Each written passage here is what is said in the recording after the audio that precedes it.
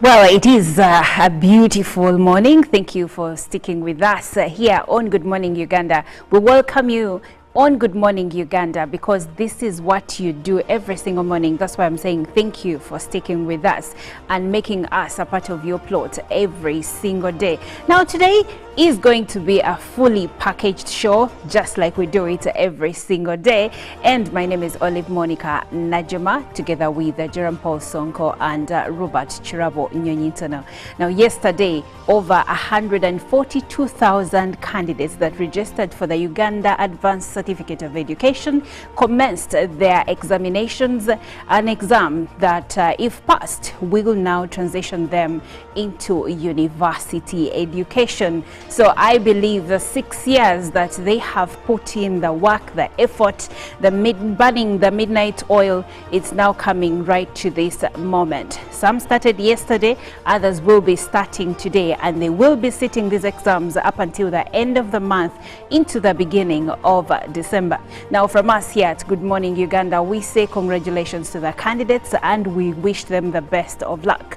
Last week, it was the P7 candidates who sat their primary leaving examinations, and now they are home, resting, having a good time. But yesterday we did have a conversation regarding skilling our young ones, and probably you as a parent out there, you could think about finding ways of skilling your child in this vacation so that they don't just lie around idle watching TV and playing video games. You could find what they're interested in and pay for that skill so that even in senior 4 vacation, they can find something to do, something that can earn them some good money. Because let's face it, many candidates, many university graduates leave school and they cannot find jobs and they cannot start businesses for themselves because they lack the skill set to do so. So imagine skilling your child, and whether there is a job or not, they can make some money. That is my thought to you, the parent, this morning. You really should think about it, because skill sets is where the globe is going, and each one and every one of us needs something that can make them passive income, to say the least. Well, the gentleman with me, I would like to go to Studio B and see what the lone wolf, Robert Chirabo, is all about. Good morning, Robert. Good morning to you. How are you? I'm great. How are you? You look good and happy. What is making you very Oh, Robert, really? Oh, you don't want to let the cat out of the basket? No, I will keep this cat to myself. And I see the colors you're dressed in. Is that black and red? Yes, it is. I understand now where the joy is coming from. But to all the senior 6 candidates, all we can do is wish them the best. I was so impressed by a border rider in Mitiana who is sitting his senior 6 exams. Now, this man is about 34 years, and he's done mature studies for senior 4, P7, and now here he is. He's going to sit for senior 6 exams. So amazing. I want to wish him all the best in particular. But also, going back, there's something I've been trying to look at, the trend. When you look at how many students, how many people sat for primary 7, how many sat for senior 4, and now looking at senior 6, there's something that if we follow clearly, is the dropout rates, Olive. You wake up, P7, you have about 1 point something million of them. Now you come to senior 4, the numbers are reducing. Now look at what you're having this senior 4 and senior 6. There's that reduction. So how do we ensure that every child that starts school in our country completes? Or if they don't complete, maybe they go to tertiary institutions. And we may not have, I didn't check with the BTVET and all that, or other vocational institutes to see what figure is captured there. But the truth is, we must do so much. Many of our children, when they start P1, many don't reach P7. Then those that reach P7, you have almost a quarter of them not going for senior 4. Now those that go for senior 4, you have a half of that quarter not going for senior 6. And with university, I don't have the statistics because there are so many universities. So I can't tell how many of these. And of course, universities also have the mature entries, so they may not have the right figures given the number. But at least for P7, senior 4, senior 6. The statistics are there, and we need to improve school dropout rates. Wow, interesting. Now, gentlemen, there is a report, I landed it on from researchers at Columbia University yesterday, which says that showering daily could actually increase your risk of infection. So, my question here is, does this report, in your perspective, apply to us in the tropics, or it applies to people in certain parts of the world? Because what I know for sure is that we have to shower at least twice a day. So if they're saying you should shower at least once a week, do you relate, Jerome? Good morning. Good morning to you. And you've started with a good age. Good morning. On that report, I've been also following up some of the opinions from many of the Africans on the same, saying that it is a report that is being made for a certain race that, according to the Africans, does not want to shower on a daily. And to the Africans on social media, feel that it is rather unhealthy on their side. Yes. And well, of course, we have to agree that if at all you spend a full day really without showering, it will not be the same day. Even when you go just a full day without showering twice, for example, there is always, you know, uncomfort that you feel. But I understand it may be because of the kind of climate we are living in, and maybe when you look at the people who are living in, let's say, the winter kind of setting, and the fact that they have 4 seasons, maybe for them it's quite comfortable not to shower on a daily. But when it comes to the African side of things, just a day without showering, the kind of set that you will release, regardless of whether you've even used cologne or not, it will still show that you've not really showered or had something on your body for the past few hours. There was the argument that Africans, us from the tropics, or even African Americans, by the way, and also our friends from Asia, like the Chinese, there was the argument that how come for them they shower every day? Because let's face it, the Chinese have all these seasons, but so that report, so I think it opens up the it's room for maybe there is a certain group of people who do not just love showering on a daily. And I'm not being specific here, but it's a report that was released, like Oliver shared. But also, Olive, at the backdrop of the USCE exams starting yesterday, the COP29 started in Baku, that is in Azerbaijan. And of course, this is always an annual event, or what is dubbed as the UN Climate Summit, that happens annually during this same month, either of November, October, November. And this time round, of course, many countries gather, and as they did this time round, it's running from the 11th to the 22nd of November. But one of the key issues that is being addressed or being put forward is the fact that countries are yet to come to an understanding on how to fund, especially helping developing countries to switch to green energy or efficient energy, because many of the countries, or the developing countries, are the ones that are completely failing to handle matters that are likely to affect the climate. And this is one that is up for discussion. Many of the activists are out there asking and seeking, where are the answers? We've had all these summits coming through, but we need answers and solutions for developing countries. But then also here in Uganda, the Chisoro by-election is heating up. Yesterday, the president of the National Unity Platform was there to campaign for his candidate. We saw UPC also, that side. We also expect the president to head to Chisoro to also campaign for the NRM candidate ahead of the Chisoro by-election this Thursday. So it's also giving us another room for some hot news to expect highly as we head into those elections. Indeed. Now, the by-elections are taking place on Thursday this week. So we are going close to the end, and because of that, we are seeing all the party presidents of different parties going to Chisoro to canvass for votes for their respective candidates. And who will win this one? Will it be NRM? Will it be National Unity Platform Party or Uganda People's Congress? We will wait and see, because we are going to be following the story as it unfolds. Now, a background to the Chisoro by-elections. The woman member of parliament for the region died, and because of that we now have a by-election, because we now need to have another member of parliament to represent that area.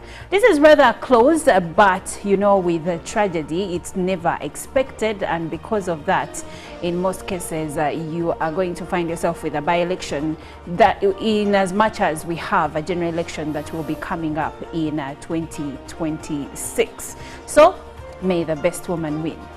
And that being said, let's now see what Chirabo Robert has for us in the local news. Well, may the best woman win. Now, we have the challenge of unemployment, where government believes could be a story to tell if the young continue embracing skilling development programs by government. This was evidenced at Bukedia Skills Hub in Tirinyi Town Council in Kibuku district, where youth have been undertaking skills in carpentry, metal fabrication, building and concrete practices, among others. While commissioning the Skills Development Center in Kibuku, President Yoweri Museveni encouraged leaders to rally youth behind embracing such initiatives. The Uganda police have issued a warning to the public about the rising trend of passengers being seated and robbed in buses and other public transport. Authorities link the emerging trend to upcoming festival season, urging the public to be vigilant at all times. As the festive season approaches, unscrupulous individuals have begun using new fraudulent tactics to explore travelers, particularly by dragging them on public transport and stealing their valuables. In preparation for the secure festive season, police have wrapped up petitions where they believe such is taking place and intensified efforts to crack down on criminality. Police commanders are directed to increase vigilancy and highway patrols. In other news, law enforcement on Masaka Villa Maria Road intercepted a car carrying stolen cattle over the weekend. In Kazo, Kawempe Division, police arrested Kajuko Abdallah Jagwe, who was found in possession of a machete and other burglary tools. Meanwhile, security is focusing on criminal hotspots and implementing strategies to counter rising incidents of burglary and highway robberies in the entire country. A total of 142,900 have sat for their advanced certificate examinations across the country. They are sitting at 2,634 centers across the country.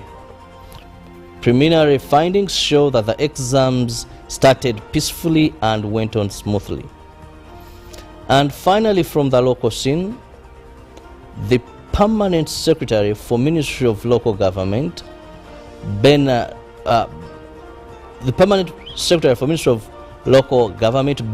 Kukumanya, has stated that low economic growth support projects are addressing people's needs, while commissioning several projects in Tororo sub-region. Kumanya said that the projects have prioritized agriculture commercialization through increased productivity, value addition and marketing. Co-funded by the government and Lives and Livelihood Fund, the project is being implemented in 7 districts. We had in local news, but now let's have a look at what we have on the international scene, where Ukraine's Zelensky says Russia has 50,000 troops in Kursk. Ukrainian President Vladimir Zelensky has said his military's ongoing incursion in Russia's Kursk region is now holding down 50,000 Russian troops. In his daily address to the nation, Zelensky said the operation was reducing Moscow's ability to attack inside Ukraine itself. The president has long cited this as the goal of the offensive, despite skepticism from the Western allies. According to the Institute for the Study of War, a U.S. non-profit, Russia had 11,000 troops in Kursk when Ukraine began its shock incursion in early August. However, a report in the New York Times suggests Moscow has achieved its troop buildup in Kursk without any need to pull its soldiers out of Ukraine. The paper says North Korean troops are also being deployed in Kursk as part of an imminent Russian counter-offensive. In his speech, Zelensky said he had been briefed by his commander-in-chief, General Oleksandr Sykryv, who announced earlier on Monday that he had carried out an inspection of Ukrainian units deployed in Kursk. Now moving on, the planet Uranus and its 5 biggest moons may not be the dead sterile worlds that scientists have long thought. Instead, they may have oceans, and the moons may even be capable of supporting life, scientists say. Much of what we know about them was gathered by NASA's Voyager 2 spacecraft, which visited nearly 40 years ago. But a new analysis shows that Voyager's visit coincided with a powerful solar storm, which led to a misleading idea of what the Uranian system is really like. Uranus is a beautiful, icy, ringed world in the outer reaches of our solar system. It is among the coldest of all the planets. It is also tilted on the side compared to all the other worlds, as if it had been knocked over, making it arguably the weirdest. We got our first close-up look at it in 1986 when Voyager 2 flew past and sent back sensational pictures of the planet and its 5 major moons. Now moving back to Southern Africa, Duma Boko unveils 26-year-old as the youth minister. Botswana's newly elected president, Duma Boko, has introduced his new cabinet with key appointments that signal a commitment to addressing national priorities and ensuring diverse representation. Among the notable appointments is reigning Miss Botswana and also Miss Africa, Miss Leshego Chombo, 26, who has been named as the Minister of Youth and Gender Affairs. The announcement comes as President Boko embarks on his tenure following his recent inauguration after the Umbrella for Democratic Change triumphed over Botswana Democratic Party in the October 30 elections. In a statement, President Boko emphasized the importance of youth engagement, declaring, "We are saying to young people, make yourself visible." His administration's decision to appoint Chombo highlights a commitment to empowering young people and promoting gender equality in the national agenda. Key cabinet appointments to drive national goals. Well, I guess that is congratulations to Miss Botswana. It's giving a Benacho because she's the current Miss Africa, and this according to the recent Miss World competitions, and also the reigning Miss Botswana, and now their youth youth minister. Now with that, let's look at what the press has for us. Well, in the New Vision today, they're talking matters coffee because the State House is probing the members of Parliament also investigated diversion. That report is in the New Vision as the State House is probing the ministers, according to the front page. Now, the Katanga case, defense lawyers protest evidence, and the UACE schools decry fees default threats as the UACE exams kickstart. Now, the PDM tour, NRM fishes Dr. Wakinda. That is in the report of the New Vision at the front page of the New Vision today. You can see the president welcoming Dr. Patrick Wakida as he officially joins the NRM party from the FDC. Then also Nwoya and Amuru failed to spend 7 billion Ugandan shillings. And then in matters judiciary, bail system plagued by corruption. That report is in the New Vision. Then the Kabalega Airport passes test flight as phase 1 is at 96% of the completion. Then to the Daily Monitor, Manja Madness, 139 is the number of the presidential advisors, with 43 of them earning above 6 million shillings each, while the rest earn in the range of 4 million to 2.3 million. State House disputes the figures. Now, the cost of public administration has ballooned, with the cabinet swelling from 68 in 2001 to 80 ministers currently. The number of districts have shot up past 130, and members of parliament are more than 500.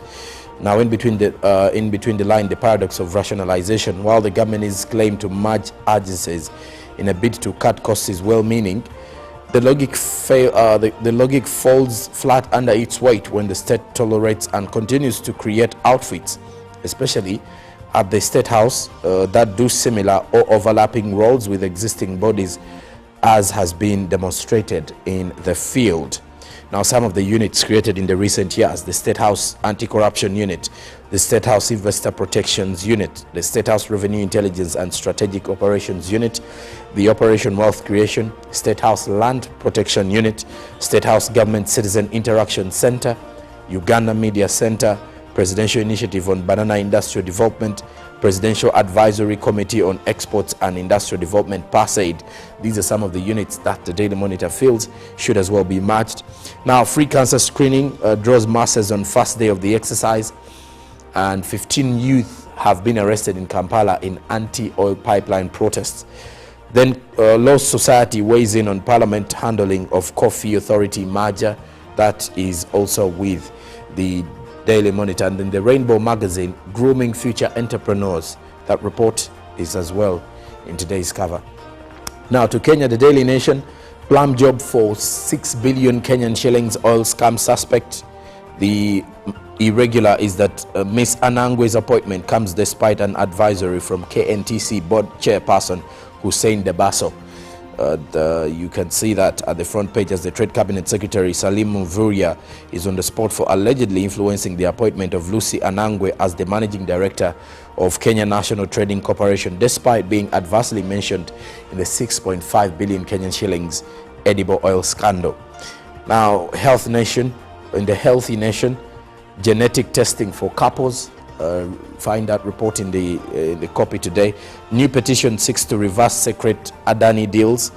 The cost of building and operating 3 electricity transmission lines and 2 substations for 30 years is projected at 95 billion Kenyan shillings. Now, the Indian billionaire Gautam Adani speaks during an interview at his office in the western Indian city of Ahmedabad on April 2nd. That is 10 years ago. The pictorial is at the front page of the Daily Nation. Now, there is also matters to do with the 22 routes for trafficking marijuana to Kenya. Those have been revealed in today's Daily Nation. Then there is a report about a lady who walked out of home only to be found dead 30 days later. Read about that story in the Daily Nation. Now, lastly, from our press reviews, The Citizen, hope as dollar becomes widely available again. Now, also, the US dollar situation in Tanzania has improved significantly in recent weeks, thanks to a steady increase in foreign exchange earnings from tourism, gold, and exports, among other factors. Now, the East African community is out to improve employability of graduates in the region. Then matters national health. There is a 170 billion Tanzanian shillings cancer treatment plan that has been revealed in Tanzania, as Tanzania mobilizes $9 billion to fund key projects under the public-private partnership framework. Then menstrual hygiene, women now turn to cattle urine amid water shortage. That is a report with The Citizen, and that does it for our press review. Hey, that last report, Jerome, as a woman, that makes me feel. And a country manned by a woman. Yes, yes. But you see, water shortage is a natural disaster. If the country is grappling with water shortage, whether it's a man or woman leading the country, there are issues. But maybe what we can look at, and as COP29 starts, is how we can actually prepare for disasters of this nature. Because in most cases, when the water shortage is hitting, it doesn't come in one day. Yeah. So have there been put resources and initiatives to ensure that there is water in the country? Whoa, so much to say, so many questions. Very, very few answers. Now we are going to take a short break and we'll leave you with Eddie Kenzo. And when we come back, we'll have a conversation still regarding climate change and other factors, because many Ugandans are reported to still be using charcoal and firewood for cooking. Now, what are the effects of using charcoal and firewood, one, onto our lives, and two, onto the environment? We'll know more when we come back. Live from UPC Studios in Kampala, this is Good Morning Uganda. Apply to us in the tropics, or it applies to people in certain parts of the world, because what I know for sure is that we have to shower at least twice a day. So if they're saying you should shower at least once a week, do you relate, Jerome? Good morning. Good morning to you. And you started with a good age. Good morning. And on that report, I've been also following up some of the opinions from many of the Africans on the same, saying that it is a report that is being made for a certain race that, according to the Africans, does not want to shower on a daily. And to the Africans on social media, feel that it is rather unhealthy on their side. Yes. And well, of course, we have to agree that if at all you spend a full day really without showering, it will not be the same day. Even when you go just a full day without showering twice, for example, there is always, you know, uncomfort that you feel.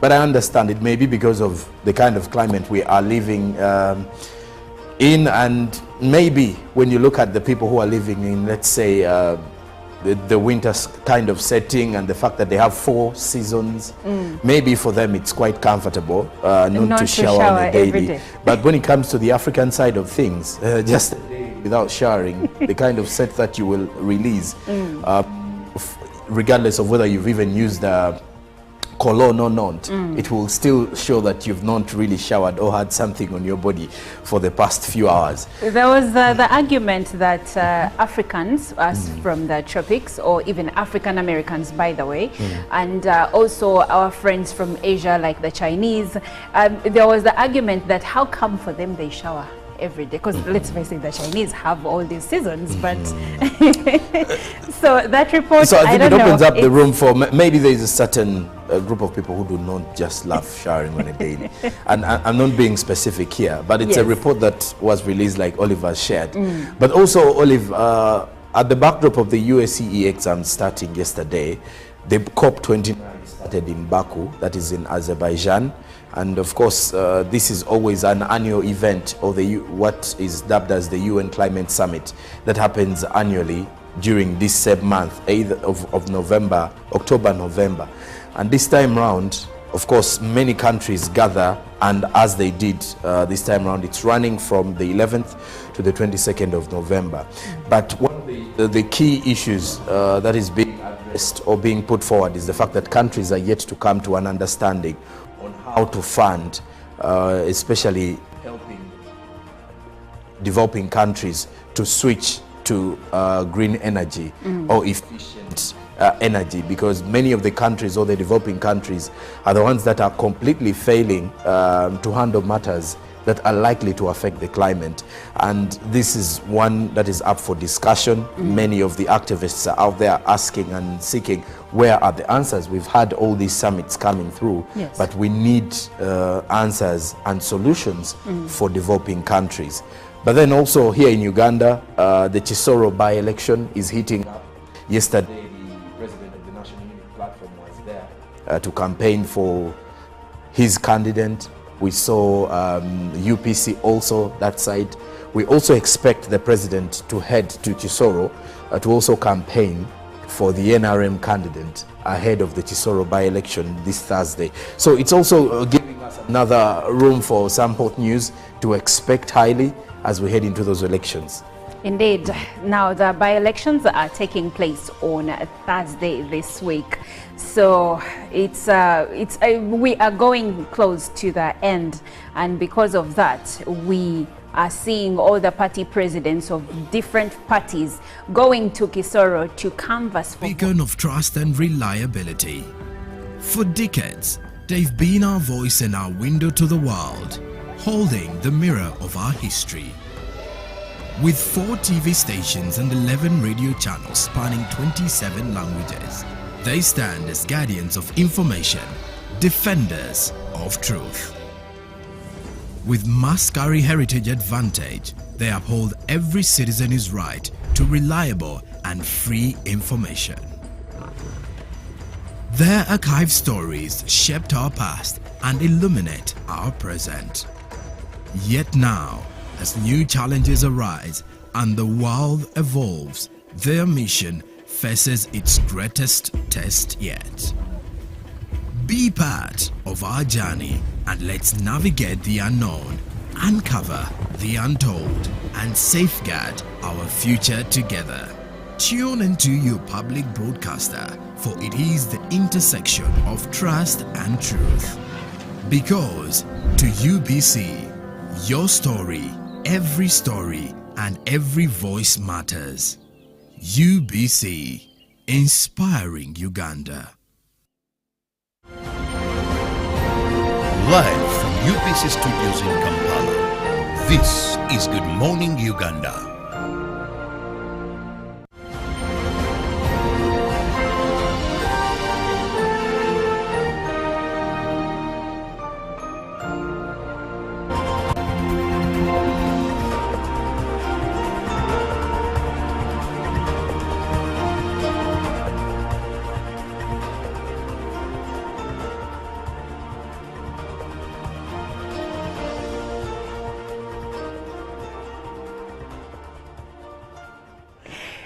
Well, we now delve into our news reel. You're watching Good Morning Uganda with me, Olive Monica Najuma, plus Jerome Paul Sonko and Chirabo Robert Nyonyintono.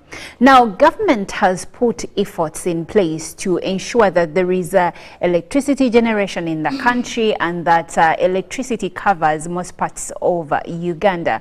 And also, in an initiative to create clean energy, government has also been behind many initiatives to ensure that Ugandans can now use, for example, gas cylinders, electronic cookers to prepare their meals. Despite these efforts, many Ugandan households are still using firewood and charcoal to prepare their meals. Now, most of us, I believe, have grown up in a household that uses charcoal or firewood, and many of us are still living in households that still uses the same, despite all these efforts, despite the information that we may know regarding the dangers of using charcoal and also using firewood. But why are most Ugandan households insisting on using this? This is about 98% of the nation. In rural areas, majority of them are using firewood. Then in urban centers, you have a group that is using firewood and then another that is using charcoal stoves. And that's where we are starting our conversation. But you can join the conversation as well through WhatsApp number 0709-602-592. Later on, you will also be able to make some calls and share your views regarding the same. Now, I'm speaking to the gentleman that I am with today. I will start with Jerome Paul Sonko still on this one. And Jerome, when we delve deeper into this report, it highlights some of the health issues that come with using firewood and charcoal stoves to prepare our meals. Now, for many Ugandans, I believe they're like, really, what are you saying? These are these are educated people problems. But in all honesty, there have been findings that there is a large effect of this when it comes to our health when we consistently use charcoal, when we consistently use firewood to prepare our meals. So I'd like for you to take us through some of the health implications for households, particularly women and children using firewood and charcoal for cooking. Okay, before I even get into this, you've mentioned something about the report, and by the look of things, there is a 98% of households, according to the same report, that use firewood and charcoal. That is for cooking. Yes. Now 98%, that is a combination of those who are using firewood and then those who are using charcoal. That's the entire country. Yeah, that is the entire country. Now, of course, that's at 98%, meaning there is a weight of, differences. For example, rural areas or households primarily use firewood. Yes. That's at 92%. That is, for them, they only have it in mind that it's only firewood they use, but it's because it's the accessible one as well, and the affordable, according to what is happening there. And then when it comes to urban households, 46% of those in urban centers, not necessarily in Kampala, but most of the urban centers, 46% are using firewood as well. Then the majority of those in urban centers, at 51%, are the ones that use charcoal. Okay. Now, at least even in homes that have gas cookers, you realize that they also have charcoal stoves somewhere. Gas is for warming things. Exactly. Or for just preparing some quick things. Yes. If you're preparing, some say if you're preparing something like, cowpeas, or if you're preparing, some other things, beans, G-nuts, things that take long, things that slow cook. So they either use charcoal stoves or firewood here in Kampala. But then 4% of the households are using gas or electric stoves. Now the 4% is a representation of maybe those well-to-do families or people who can really afford that once the gas cooker is out of gas, you can easily rush to the nearby filling station and you easily get a fill up. I wanted to ask a question before you continue. What was that? And the question goes to Robert and yourself. Are you in the 4%? I balance the two energies. But besides that, Olive, going into the issue of the health issues related to the use of charcoal and firewood, there is this bit of the respiratory problems. This is the kind of air you're kind of breathing in at the end of it all, and some of those related diseases highlighted is the asthma that is being attached to it, that it is a contributor, or rather indoor air pollution, especially for those who are using charcoal, remember, and firewood. Remember, most people who use firewood normally have a kitchen somewhere in the villages. That is always it's outside and kind of a distance away from the main home, but at least it is normally on the inside, apart from those that normally have a fireplace at the outside with the three stones, Obama Sigasatu in the Luganda dialect.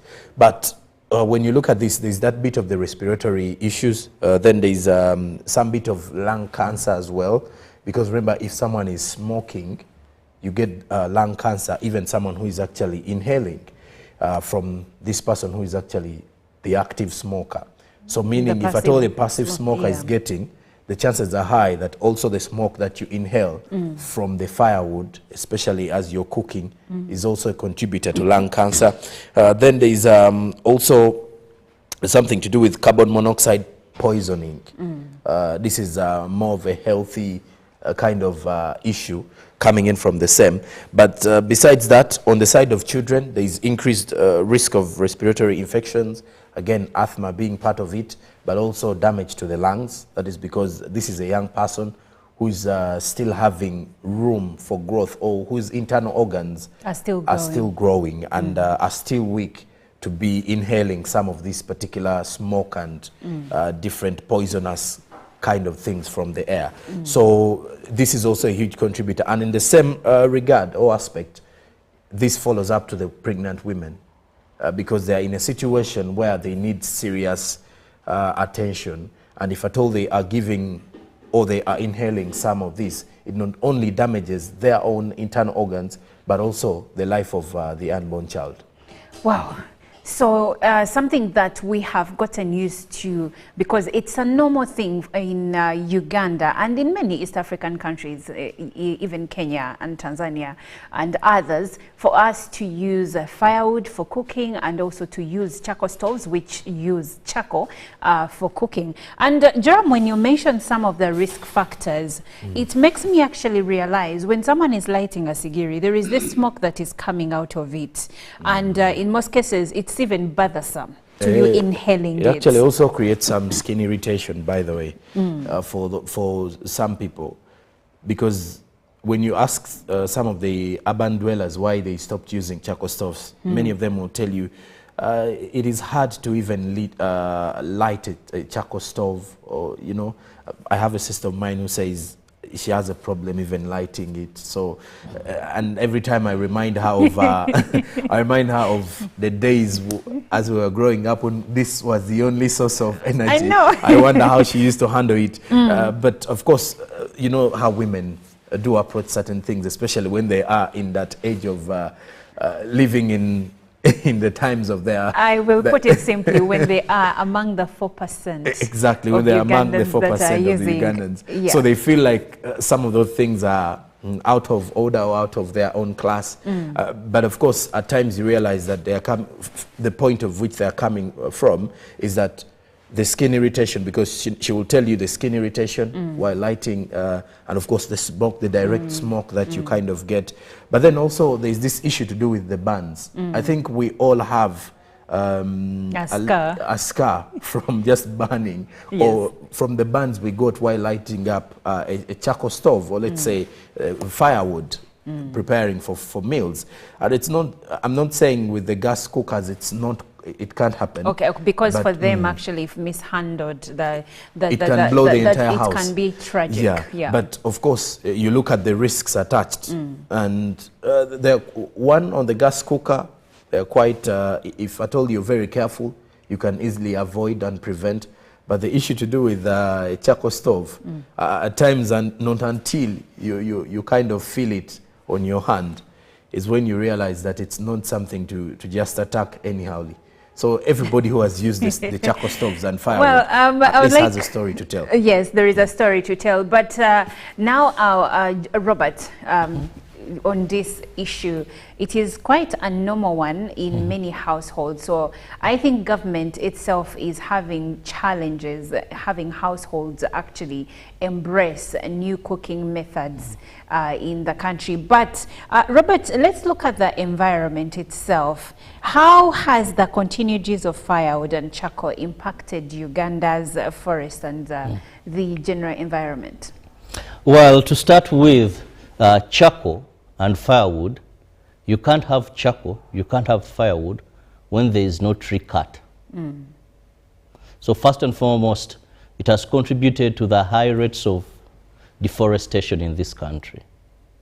Where we used to have forests, and we rightly know what forests do, apart from contributing to the formation of rain, that's why areas around the tropics will receive a lot of rain, because we have these forests. But also to hold the soils together.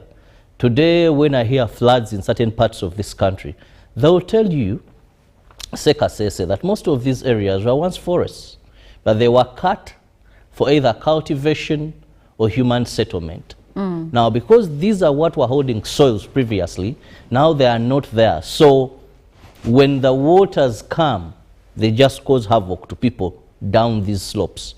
And we've seen loss of lives. But also, with this global warming, we're talking about temperatures, the COP that is going to be happening. Climate change is now a big topic. Why? Because of man's activities. And the biggest being, for us in this country, man is cutting down these trees for firewood, for charcoal, and to some extent timber for construction. But if you look at the rate at which we are losing our forests, almost losing about 25% every year of our forest cover. And when you look at how the charcoal business is doing, Oliver and Sonko, you wonder how many are in the charcoal business. We saw His Excellency, our President, coming up with the directive for northern Uganda. But guess what happened? It made even matters worse. because now people are smuggling. Where you would maybe meet trucks and you'd see that this is charcoal, now they're having box bodies. Now the corruption in that sector is so much. It created more of a problem than a solution. I've ever gone to an area of Masaka and I saw these borders running like nothing till someone told me back Kusamanda, they're smuggling charcoal. So the impacts we are all feeling because the warming that you are getting. I remember one time someone said you either bathe 3 times or you sleep without covering yourself. That heat because the forest cover has been destroyed. But also the dryness because you don't have the rain, and most importantly is the continuous flooding we are having where we do not have the trees that were holding all this together. Yes. But the big question is, even when we tell people not to cut forests, Olive, even when we tell people about the dangers, do we have a substitute to firewood and we do charcoal? have a substitute. Is that substitute affordable and available? If we can answer those 3. Yes. People will say we have substitutes like gas, Electricity and solar. electricity, solar. But in a country where we had a report, we discussed this very week, how many Ugandans are finding it almost 68% to earn a living? How do you expect, if you're to cook on electricity, for example, cook our African meals, you know, I want my meat, I want my ginat, I want my matoke or beans, and you have this gas cooker. At the end of the month, if that is what you're using to cook, sorry, this electric cooker, what is your bill going to be like, Olive? An estimate, So, average family. Robert, So, let me ask affordability. you. Let me ask you, Robert. When it comes to these alternative ways of cooking, when it comes to the alternative Forms of energy for forms of cooking. energy, is it cost?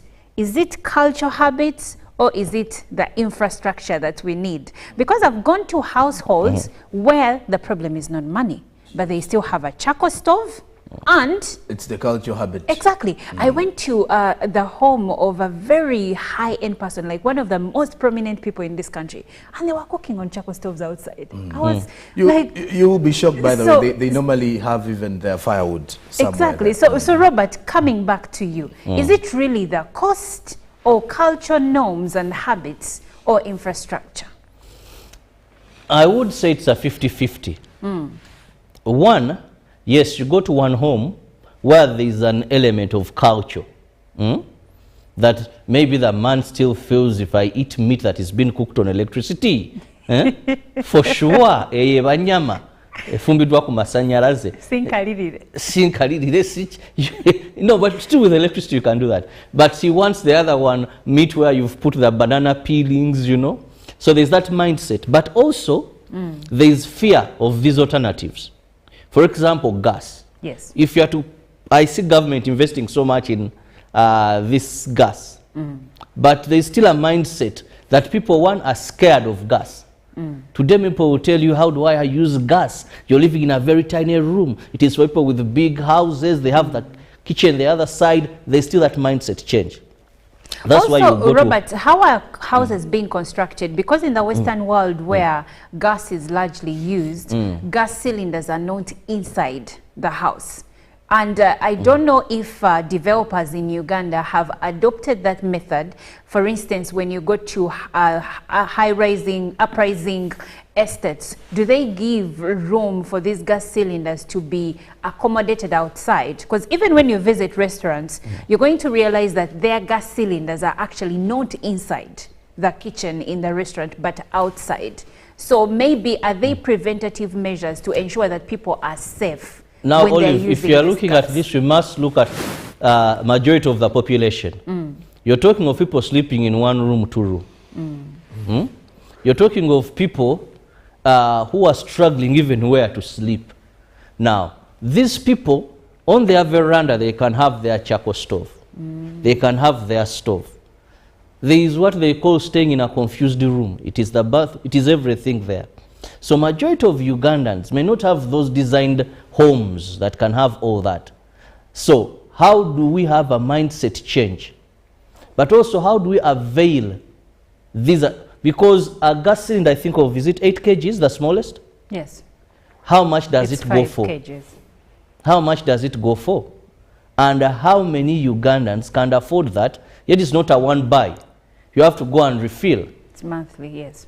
You have to go and But refill. even charcoal, actually that's where I want to bring back Jeremy into the conversation. When we look at charcoal price, charcoal itself, it's not all rosy, right? And daisies. Look at the increasing prices of charcoal stoves. There are some people that have switched to gas because they feel that charcoal prices are highly expensive, are highly rising. And Jeremy, I would like to know, in your perspective, what do you think are the financial burdens on families due to the increase of charcoal prices, especially when you look at what has been happening recently? No, you see, even the people who use charcoal will tell you that they spend a lot of money. Back then, when you would buy, let's say, charcoal at 1,000 Ugandan shillings, I don't think there is anywhere you're going to buy it now. No, there isn't. Because even 2,000 Ugandan shillings, if you're buying charcoal, might not give you a chance to even prepare 2 meals. In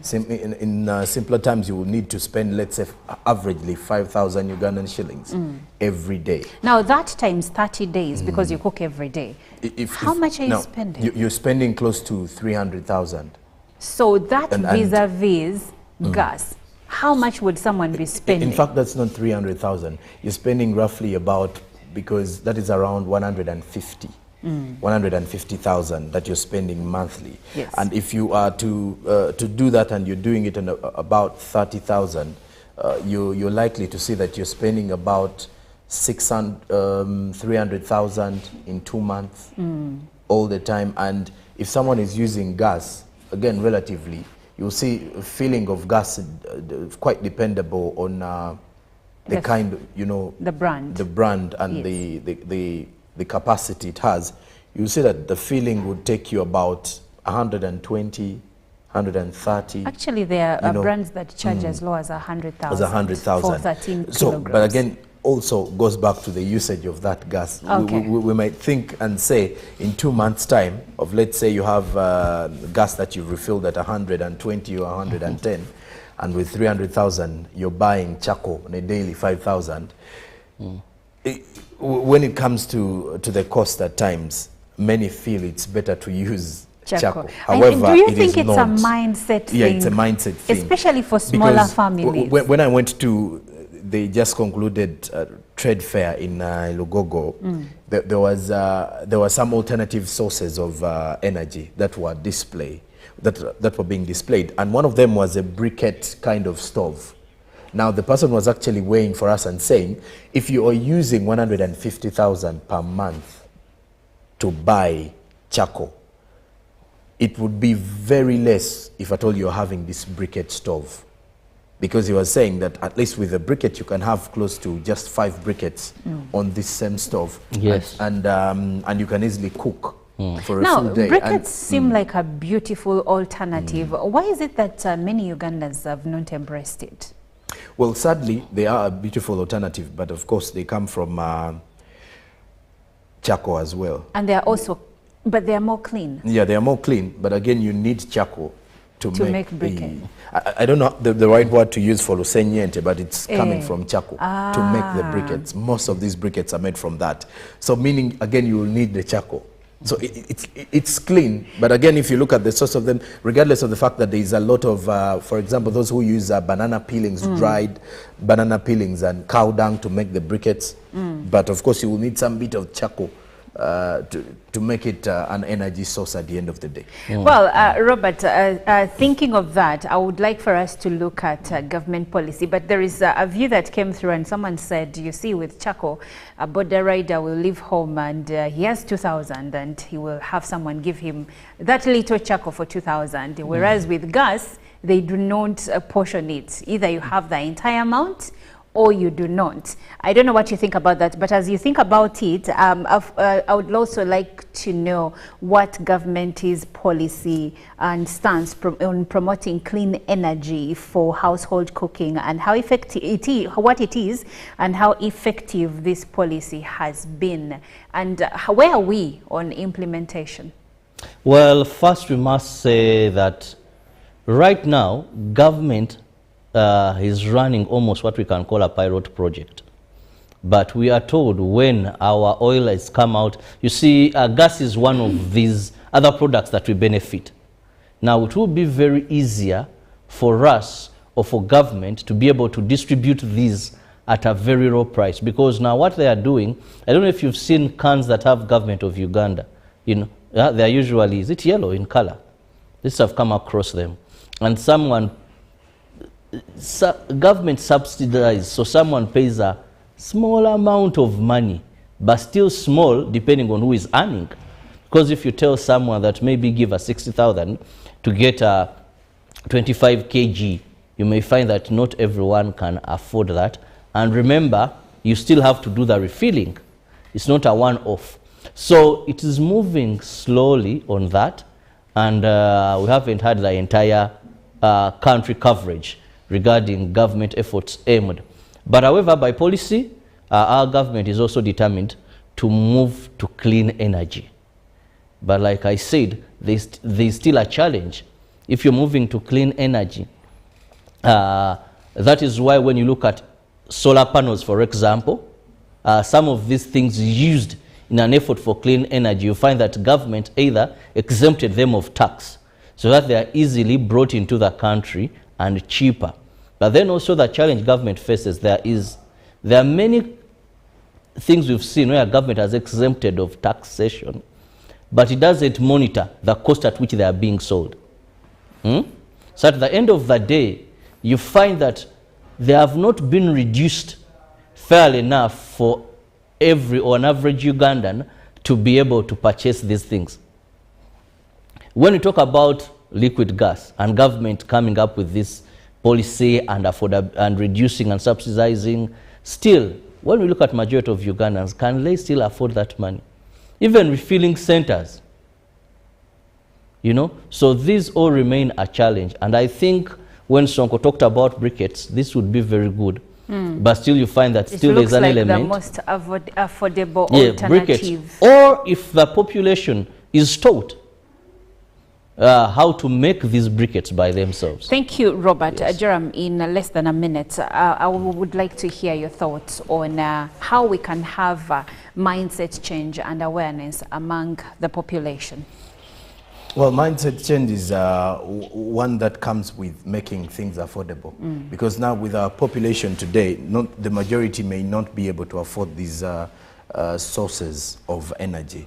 And it's kind of the same reason as to why many activists at the COP29 are saying that we are having all these summits of climate change, but you are not helping when it comes to funding and financing, especially for the developing countries to shift to the alternative sources of energy or to the green energy, which is looked at as a safer alternative. And speaking of green energy, you're looking at electric, mobility, you're looking at cooking using electric ovens and stuff like that.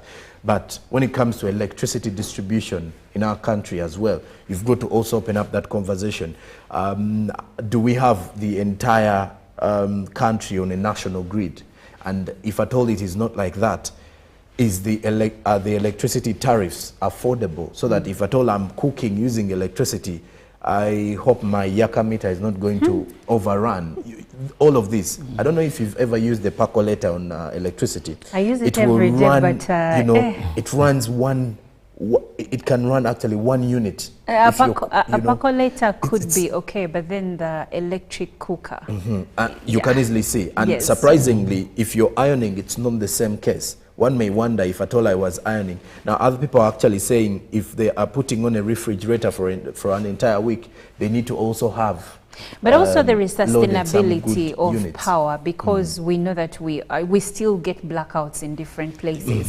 So if power, hydroelectricity is what you're depending on to cook, are you not going to eat once power is off? Once power is off. So these are some of the things we need to open up room for conversation, because as much as we would say mindset, now the mindset of the Ugandans is one, with firewood, it's very affordable and accessible, same as charcoal. You're like, if at all I get my charcoal in the morning and keep it in the store at any one time, whether we have no electricity or not, I'm definitely going to cook.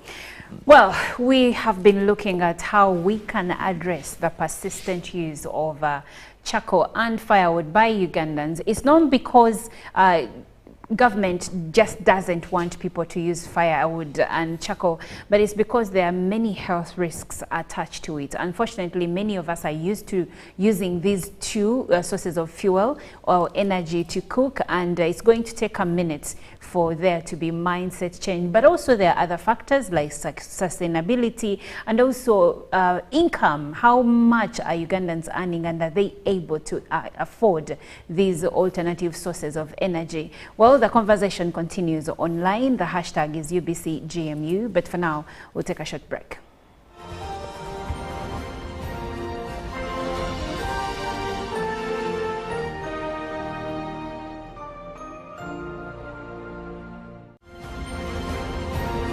Live from UBC Studios in Kampala, this is Good Morning Uganda. In a nation hungry for truth, a world where every story matters, there exists a beacon of trust and reliability. For decades, they've been our voice and our window to the world, holding the mirror of our history. With 4 TV stations and 11 radio channels spanning 27 languages, they stand as guardians of information, defenders of truth. With Mascari Heritage Advantage, they uphold every citizen's right to reliable and free information. Their archived stories shaped our past and illuminate our present. Yet now, as new challenges arise and the world evolves, their mission faces its greatest test yet. Be part of our journey and let's navigate the unknown, uncover the untold, and safeguard our future together. Tune into your public broadcaster, for it is the intersection of trust and truth. Because to UBC, your story, every story, and every voice matters. UBC, inspiring Uganda. Pick of the day on UBC.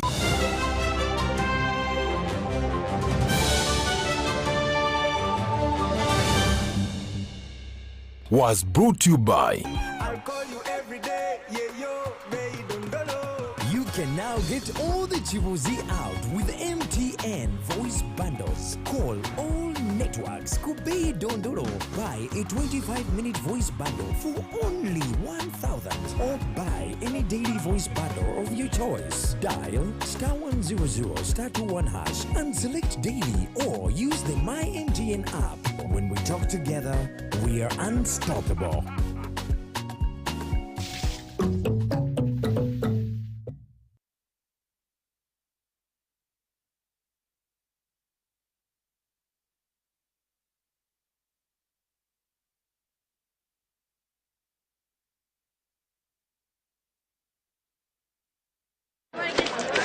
Juko. Yo. Wachiko. Check the shopping, man. What's your secret? Uganda, haven't you heard of the parish development model PDM? Yes, I did, but I thought it was just a talk. No, Sebatia. It is real. I and a few friends together formed a circle, accessed money from the PDM, invested in a portrait project, and now things are moving. Juko. I thought I was one of your friends. You are. But you left me behind. I didn't leave you in poverty. We want what you do, just visit your LC2 chairperson and your parish chief, and start the process of economic transformation. Just like that. The parish development model is an initiative from the government of Uganda through the Ministry of Local Government, designed to transform all lives of Ugandans for the better. PDM, my parish, my development, my life. Live from UBC Studios in Kampala, this is Good Morning Uganda.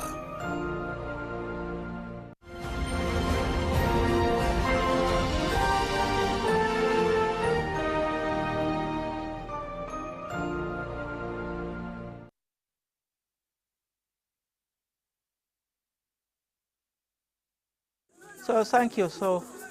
I'm so happy to receive you. I'm calling my name Sophia William. I'm a site tour guide.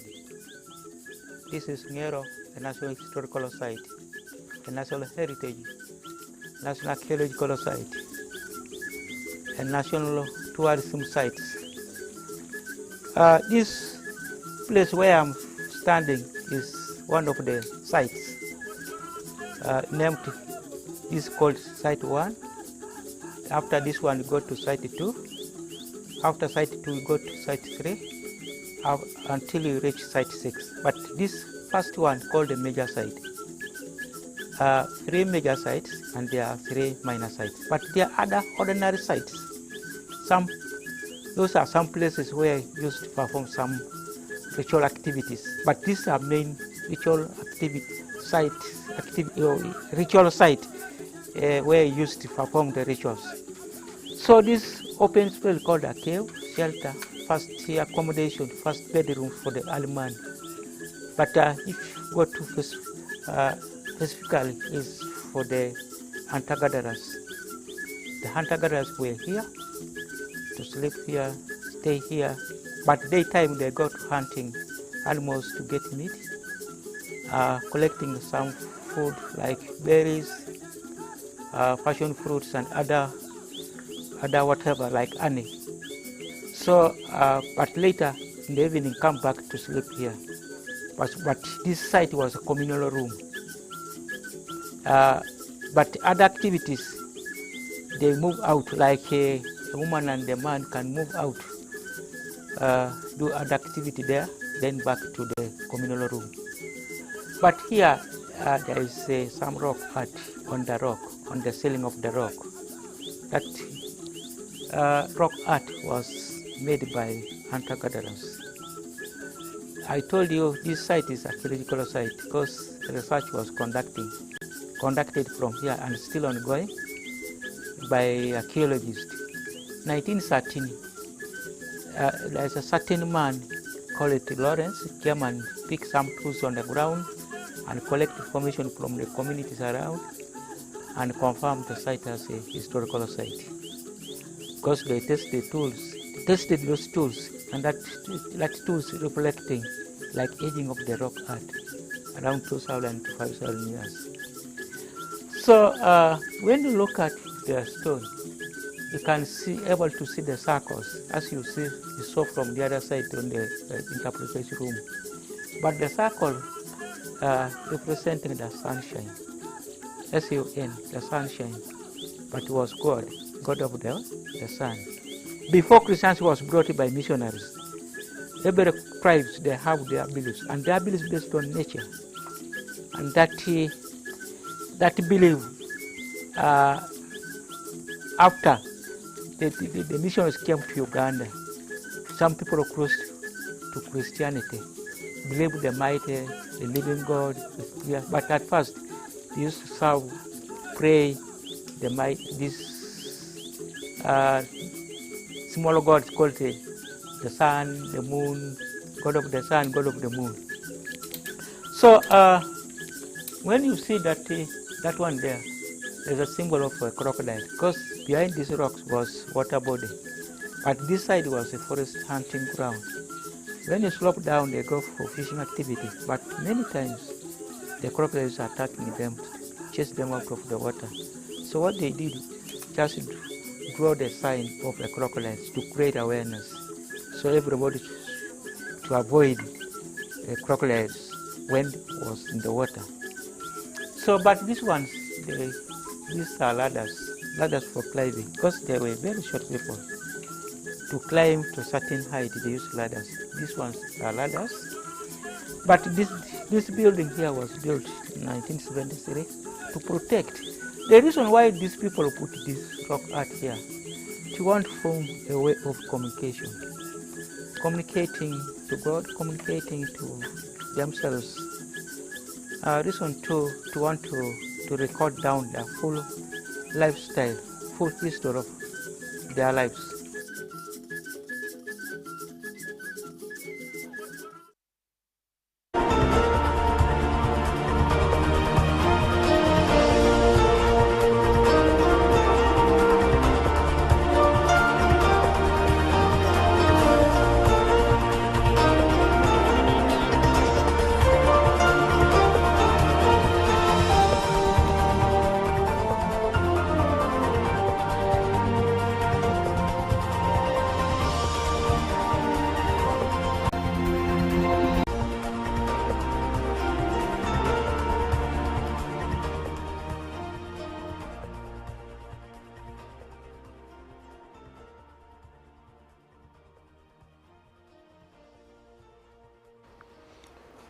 Well, good to have you this morning, and good that you are with us here on Good Morning Uganda. It's now time for the GMU Business Updates. Starting off with the issue to do with the Kalere market fire that happened yesterday in the early morning of Monday, the 11th of November, where the lower section of Kalere market was gutted by fire, with goods worth millions of shillings destroyed. Police already started preliminary investigations into the fire that destroyed goods belonging to vendors working at the St. Chizito market in Kalere, which broke out in the wee hours of Monday.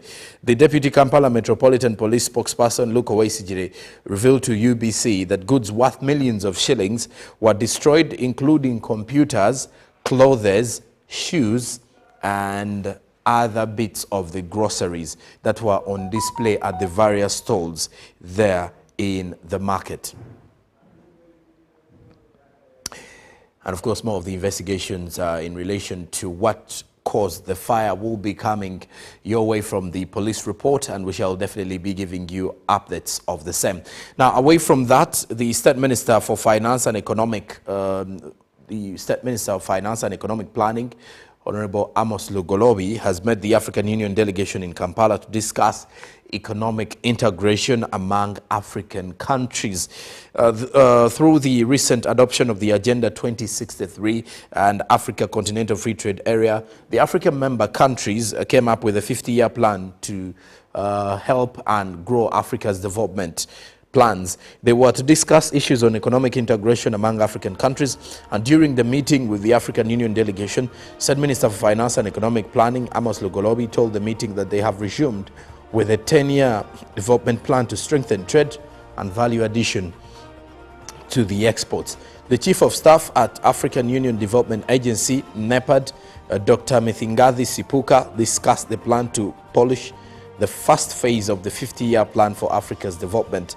The African Union Agenda 2063 is a 50-year plan created by African leaders to develop Africa and achieve inclusive and sustainable development. Now, away from that, we talk matters agriculture, because the National Agriculture Research Organization has introduced a new anti-tick vaccine to enable livestock farmers address their challenges within the sector.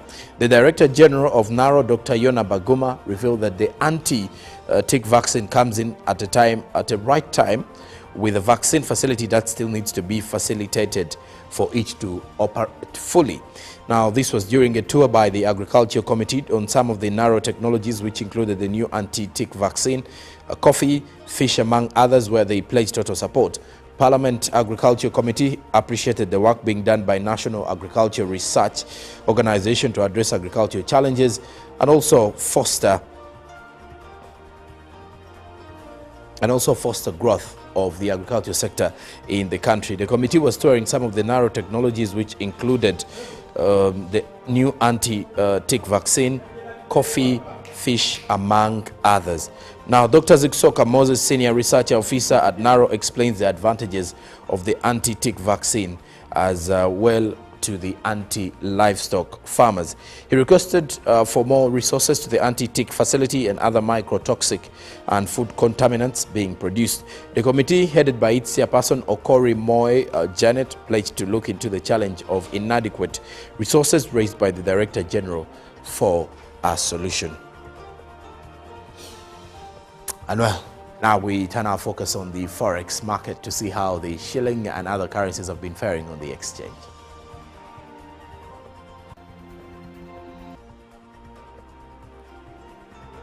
Well, opening time yesterday, the US dollar was buying at 3,655 shillings, while selling at 3,665.00 shillings. Midday, 3,655.32, while selling at 665.32 as well.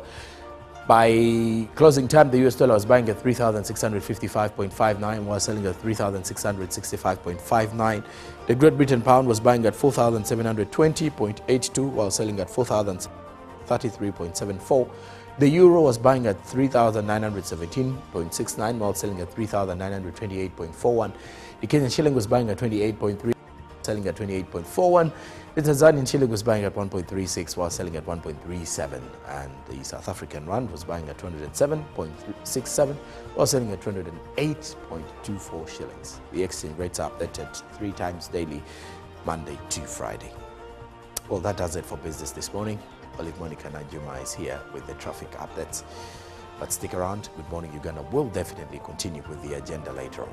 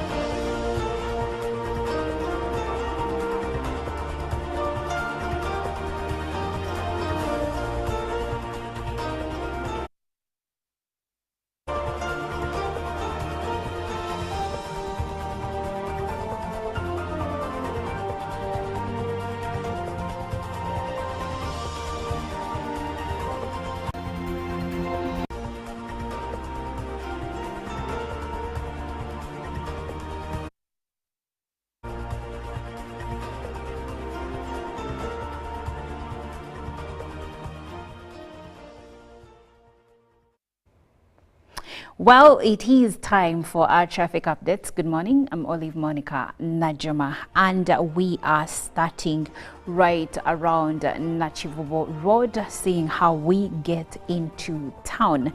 We'll be looking at different roads to see what the traffic situation looks like this morning. Now, starting at Nachivubo Road, as you can see, different routes feeding into each other.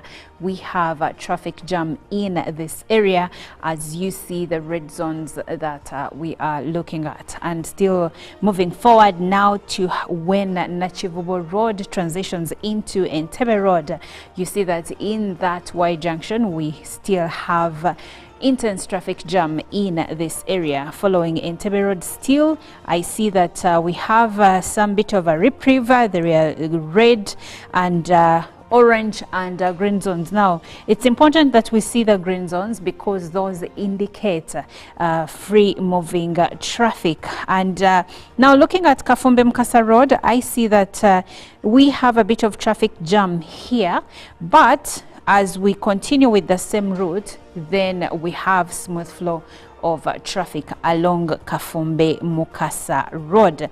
Now looking at other roads in the same environment, I see Sevana Chizito with a bit of traffic jam here, but for the longest stretch there is a smooth flow of traffic on Stephen Chizito Road.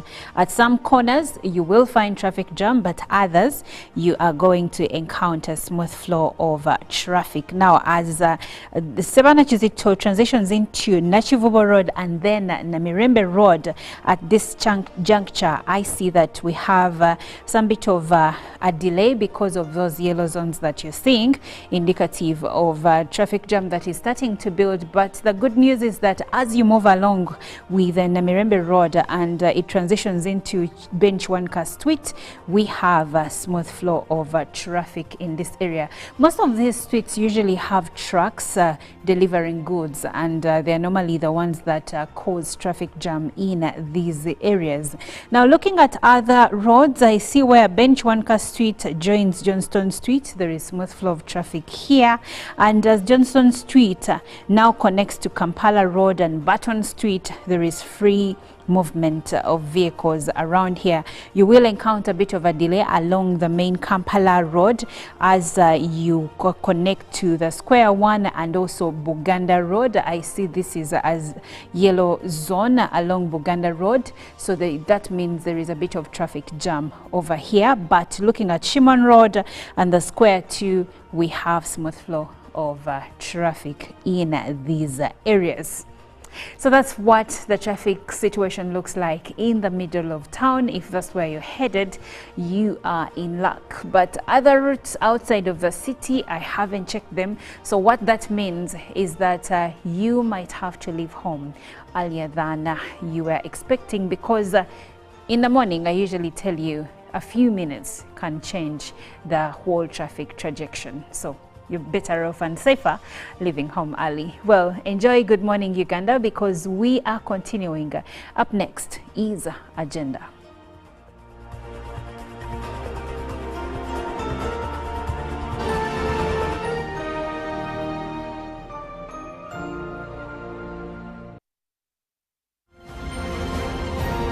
Live from UBC Studios in Kampala, this is Good Morning Uganda. Pick of the day on UBC.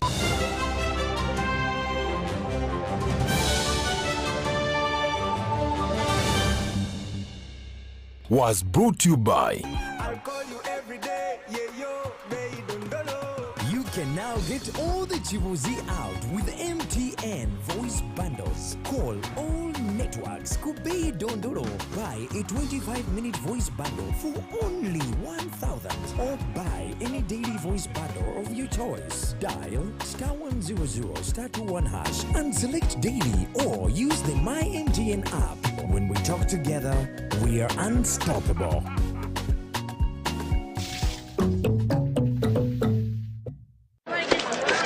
Juko. Yo. Check the shopping, man. What's your secret? Haven't you heard of the parish development model PDM? Yes, I did, but I thought it was just a talk. No, Sebatia. It is real. I and a few friends together formed a circle, accessed money from the PDM, invested in a portrait project, and now things are moving. Juko. I thought I was one of your friends. You are. But you left me behind. I didn't leave you in poverty. But what you do, just visit your LC2 chairperson and your parish chief and start the process of economic transformation. Just like that. Okay. The parish development model is an initiative from the government of Uganda through the Ministry of Local Government, designed to transform all lives of Ugandans for the better. PDM, my parish, my development, my life. In a nation hungry for truth, a world where every story matters, there exists a beacon of trust and reliability. For decades, they've been our voice and our window to the world, holding the mirror of our history. With 4 TV stations and 11 radio channels spanning 27 languages, they stand as guardians of information, defenders of truth. With Mascari Heritage Advantage, they uphold every citizen's right to reliable and free information. Their archived stories shaped our past and illuminate our present. Yet now, as new challenges arise and the world evolves, their mission faces its greatest test yet. Be part of our journey and let's navigate the unknown, uncover the untold, and safeguard our future together. Tune into your public broadcaster, for it is the intersection of trust and truth. Because to UBC, Your story, and every voice matters. UBC, inspiring Uganda. A new dawn on Behind the Headlines with me, Timothy Nyangweso. Every Wednesday, live in our studios in the heart of Kampala. We have conversations that have analysis, explanation, but not every truth is fact, and not every fact is truth. Every Wednesday, 10 p.m. on your public broadcaster. All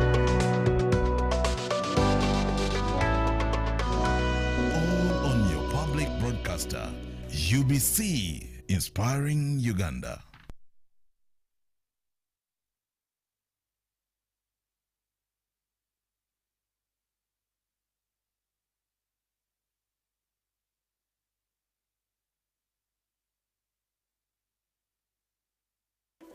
In a nation hungry for truth, a world where every story matters, there exists a beacon of trust and reliability. For decades, they've been our voice and our window to the world, holding the mirror of our history. With 4 TV stations and 11 radio channels spanning 27 languages, they stand as guardians of information, defenders of truth. With Mascari Heritage Advantage, they uphold every citizen's right to reliable and free information. Their archived stories shaped our past and illuminate our present. Yet now, as new challenges arise and the world evolves, their mission faces its greatest test yet. Be part of our journey and let's navigate the unknown, uncover the untold, and safeguard our future together. Tune into your public broadcaster, for it is the intersection of trust and truth. Because to UBC, your story, and every voice matters. UBC, inspiring Uganda.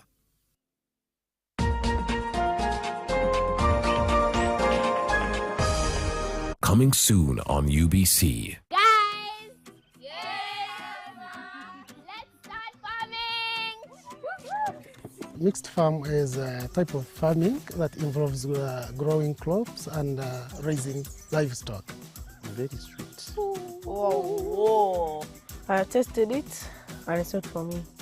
Above is an adult male rabbit, and then a doe is an adult female rabbit. Before watering, the first thing you should do is check the moisture content and you squeeze it. Wow. If we don't teach children agriculture, we shall raise a generation that imports food. So, Isabella, what are we going to learn today? We are going to learn how to make a rooting hormone.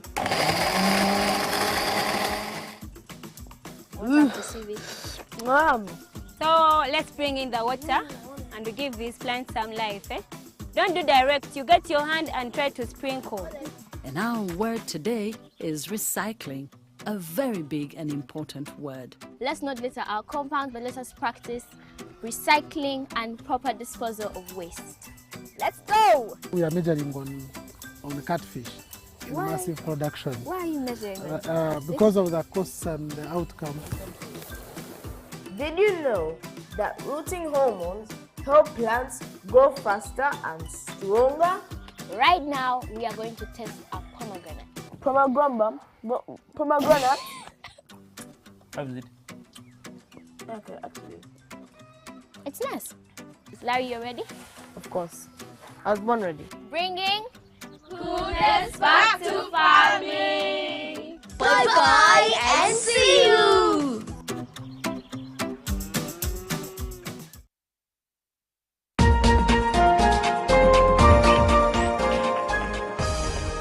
This week on UBC. My name's Jung Gwonjong. I'm the boss of this entire hotel. My duties include heavy lifting, spreading happiness, and driving fancy cars. I'm responsible for the area by the hotel entrance. And I officially moved into the sunroom. You think you can cut my share of the rent? Say what? To maximize my space, I needed to improvise a bit. That day, she walked into my life. Hi. So, insurance, right?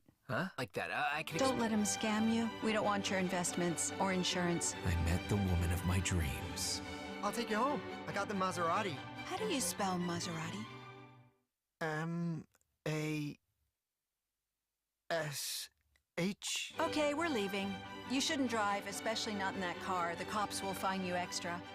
His family's got money and don't know what to do with it. What's your name? Huh? I'm reporting you. If I were to be with a guy like that, I wouldn't be able to look at myself in the mirror. Maybe all rich guys are like that. I'm not a rich guy. I'm down to earth. No, don't. It's not worth it. But after I met you, I suddenly got out of bed. John Wonjong, I really was wrong about you. After meeting me, you learned to walk. This isn't a love story, it's a medical miracle. And all the women in the club will be like sisters to me. Respect is most important in a relationship. If a man doesn't respect a woman, then he's no man. Here, keep it safe. It's your playbook. Trying to be meaningful all day with them, in the end, you'll still be single with a bunch of new mom. I was smiling all day, every day. When I woke up every morning, I wanted to yell out, I'm so happy. If there's such thing as a miracle. You're not a miracle. You're a maniac. Most of the time, our lives are lackluster. You add all the brilliant moments, or what we call miracles. Welcome.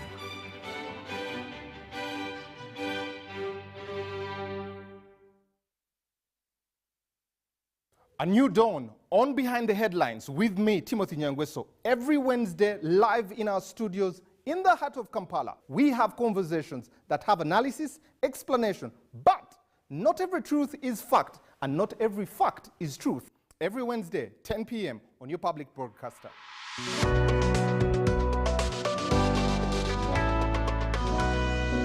on your public broadcaster, UBC, inspiring Uganda.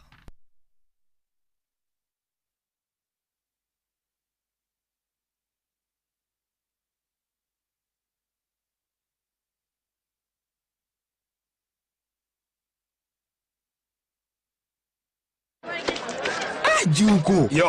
Wachikuwa. Check the shopping, man. What's your secret? Uganda, haven't you heard of the parish development model PDM? Yes, I did, but I thought it was just a talk. No, Sebatia. It is real. I and a few friends together formed a circle, accessed money from the PDM, invested in a poultry project, and now things are moving.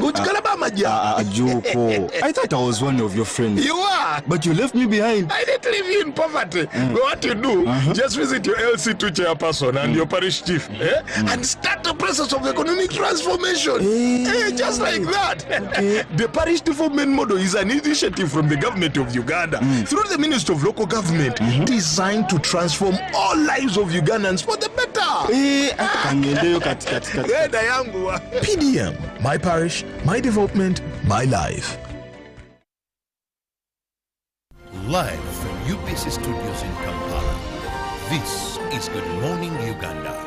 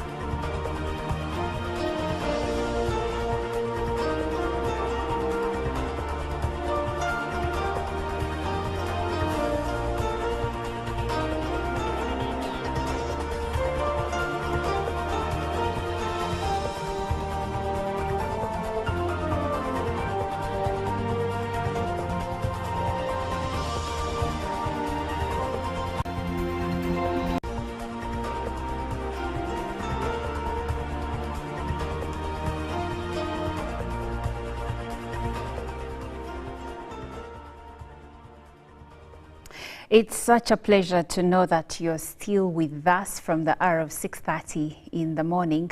Good morning once again. My name is Olive Monica Najama. If you're just joining us, thank you so much. Please stick around as the conversation that we are delving into is one that brings us closer to our concerted effort into getting into elections for this country, and those are the elections that will be taking place in 2026. But you see, the works for the elections start way before 2026, so that by the time we get into the elections, we have everything all our ducks in a row. Everything is in order so that we have a smooth election process. Now, there is a nationwide exercise for identification and mapping of persons with disabilities on the National Voters Register, and this has been ongoing according to the Electoral Commission. Now, the Electoral Commission says that it is mandated under the Constitution of the Republic of Uganda, that is the 1995 Constitution, as amended, and the Electoral Commission Act, to take measures to ensure that the entire electoral process is as inclusive as possible and conducted under conditions of freedom and fairness to, among others, enable persons with disabilities to vote without any hindrance. And that's what brings us to this conversation. However, despite this being provided for in the Constitution, the Commission has been facing challenges and is ensuring their inclusive and participation in elections, in ensuring their inclusiveness in participation.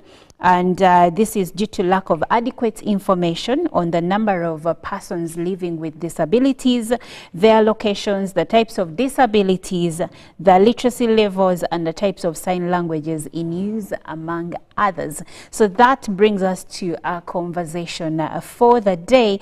And I will be speaking to Otim Ivan, who is the programs and M&E African Youth Development Link. And later on, we will be joined by Stuart Tamale, who is an election expert, and he formerly worked with the Electoral Commission as head of special interest group elections. Yes, this is a loaded conversation, so you should stick around. We would like for you to share your views regarding the same on WhatsApp number 0709-602-592. You can also call in at some point, not right now before the conversation starts, but later on I will remind you to call in. Don't call through WhatsApp, call directly and share your views or ask some questions, if any, so that the gentleman I'm going to be speaking to can answer them for you. That being said, now let me first of all get to have a feel of my guest. Good morning. Good morning. How are you? I'm okay. How are you today? Comfortable? I am very, very comfortable. Okay. It's a pleasure to have you. It is definitely a pleasure to be here at UBC. And it goes without saying that we need to have all people from different walks of life included in the electoral process. And it's indicated that many times in different election cycles, some of them have been left out. Definitely true. Yes. So for me, it gives me great pleasure to know that there are efforts in ensuring that they are not left out this time, because every vote counts. Definitely. Yeah, so my name is Ivan Tim. I work with the African Youth Development Link. And as the African Youth Development Link, we have been running a campaign to see how, first of all, elections can be more inclusive, but also elections having an engagement where young people can meaningfully participate.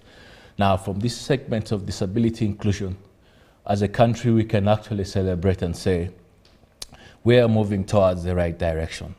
There is progress that we are seeing that the stakeholders are moving towards seeing how we can make our democratic process not only free and fair, but inclusive. That is, for me, is very fundamental, because in a society where inclusion thrives, then everyone is a part of every making a decision of that kind of choice. And elections become that very much important, that even people with disabilities, no matter their disability categories, can make their voice heard through the ballot, and that's at the election. So for us, understanding that there's a great stride to make our elections more inclusive, it is very, very much important. But we know that there has to be more work that has to be done. That's right. That's right. Now, speaking of more work that has to be done, our team, could you please tell us the purpose of this nationwide exercise for identifying and mapping persons living with disabilities?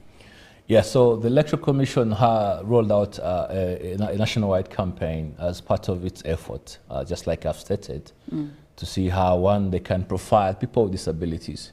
You know, in this country we have about recognized eight disability categories, but I believe that those who are working in the disability fraternity know that there are more than 8 categories. And most times when we talk about disabilities, there are those disabilities that we can easily see, but they are unseen disabilities. So for me, the exercise is intended to help them understand disability in the context and meaningfully how then they can come back within the administrative framework to see how they can plan and include and support and communicate from an inclusive perspective. That is exactly just number one. But also two, I believe that the Electoral Commission is intended to, one, provide, because right now, by January, the Electoral Commission is going to come up with a national voter register. Now, a national voter register from that aspect has to find itself more inclusive, that it is not going to leave out people with disabilities. Now, the exercise at the parish or at the village level is intended to create a register that will be able to be included in the national voter register. And for me, that separate register already creates a ground that the Electoral Commission will know how many people with disabilities are eligible voters and thus be able to plan for them. Okay. And I'm very sure right now that they can now be able to tell and say, at a polling station A, we will need about 5 Braille voter materials. If the statistics is available, then they can come back and be able to plan as an administrative measure and make sure that that information is available. If it's about information, how do they package the information from an inclusive perspective? Yeah, so that's, I believe, is what they intended to achieve at the end of the day. And for us as civil society, we shall work with them and the disability fraternity to see how they can be able to achieve what they intend to achieve. Okay, and now speaking of civil society, it brings the question, because you don't come from the Electoral Commission, you come from, you're representing the interests of civil society. That's in this conversation. And it begs for the question, what are the primary stakeholders involved in the planning and execution of this exercise? Yeah, so right now at the grounded level, you have, they call them parish supervisors. So administratively, the Electoral Commission has a network of stakeholders. They engage at the community level. So those are working closely, I think, with the local councils or parish chiefs in those communities to make the exercise actualize. But the upstream level, you have other stakeholders, and this could be stakeholders like civil society, like us, and maybe mainstream civil society, those working specifically on disability issues. But again, also you have now at the upstream, again, you have government here, because most of the things that are going to come out need resources. All the register itself has to come and be implemented. Now, its implementation will need actual resources. So you need stakeholders like Parliament of Uganda, who will now allow the Electoral Commission to have all the resources they have to administer the election from an inclusive perspective. Yes. You have political parties. So all this exercise should be able to engage political parties, because at the end of the day, political parties are the ones who express interest within the side of the voter. So they should be engaging and mobilizing communities to see how they can be able to participate in this exercise. Okay. Well, we are having a conversation regarding the oncoming elections, but before we get into them, we are looking at the mapping of the register to find out how many persons living with disabilities are there, first of all, and also to see how they are included on the voters register, so that when it comes to the elections in 2026, everyone can be able to carry out their civic duty of voting. And I am speaking to Otim Ivan, who is the Programs and M&E African Youth Development Link. And now I also have Stuart Tamale, who is an election expert, formerly with the Electoral Commission. And while at the Electoral Commission, Stuart worked as the head of Special Interest Groups Elections. Good morning, Mr. Tamale. Good morning to you. You're welcome to Good Morning Uganda. I'm glad to have you, and we had already kicked off the conversation with Otim here. So we would like to just jump in and get a feel of how things are. And for me here, the first question to you, Mr. Tamale, is what specific needs or challenges faced by persons with disabilities, and how does this initiative aim to address those? Thank you very much for the question. Actually, there are very many challenges or specific needs for people with disabilities, and some of them, most of them, rotate around voter education, sensitization, mobilization. Another one could be the use of materials, electoral materials that are in accessible formats. For instance, you may think about, disability has very many categories. You may think about the blind people. They may not be able to read the normal or the usual text. You may also find the deaf people. They may not be able to maybe understand or hear something from radio, of something that comes generated by sound. You may also find people who are physically challenged.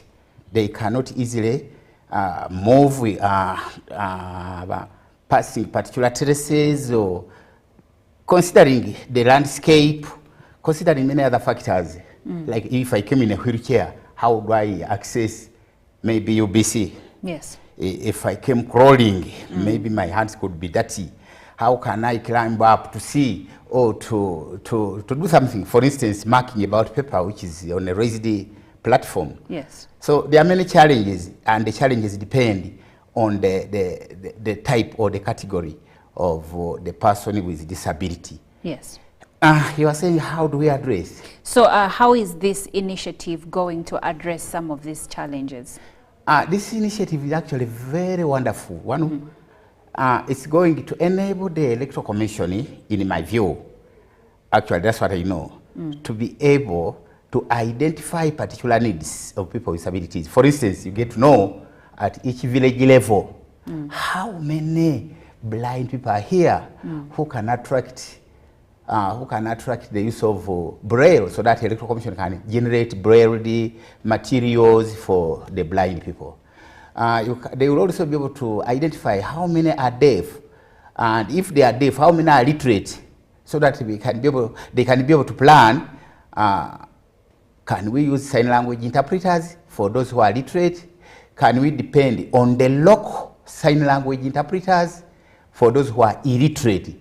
How many are they, and how many local sign language interpreters do we need for each category, for each category of the deaf? Because I said the deaf you may have totally illiterate, and those who are literate a bit, who can understand sign language. So when we go about this exercise, and everyone who is on board, the Electoral Commission shall be able to identify the categories and respond to the various needs associated with each category. Generally, that's how it is. Okay, thank you so much, Mr. Tamale.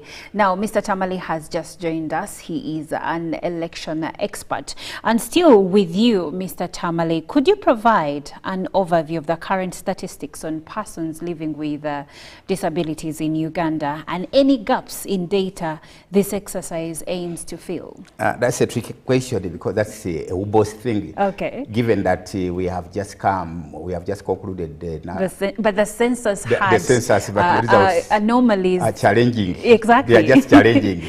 The disability community and some members of parliament actually came up with a kind of write-up saying they objected to the census results concerning the people with disabilities. Yes. I too follow suit because I saw some great loopholes or big mistakes which could not be easily accepted.